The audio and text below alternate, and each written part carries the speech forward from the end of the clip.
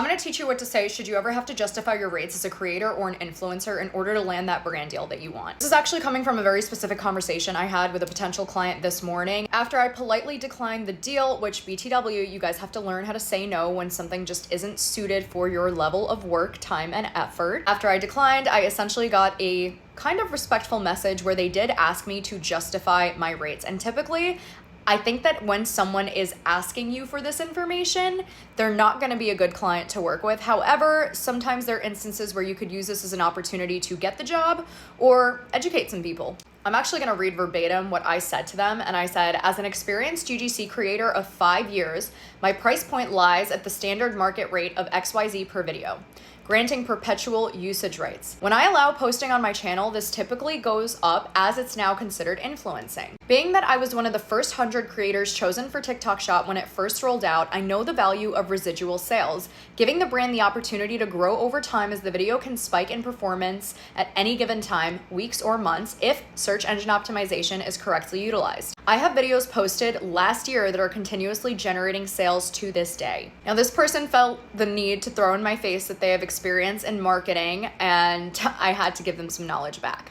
Since you're experienced and are present on TikTok Shop, I presume you know that within the last few months after the ban, many new users have been reallocated as the algorithm determines their interests, hence why Shops has been down in performance across the board. This is something I get to experience learning within direct education from the large top-selling companies that I work with via monthly meets. At the end, because this deal just wasn't right for me, they were kind of adamant on their own budget, which, by the way, sometimes happens. Sometimes they just don't have the budget, even though they want your quality of work, so they try to talk you down.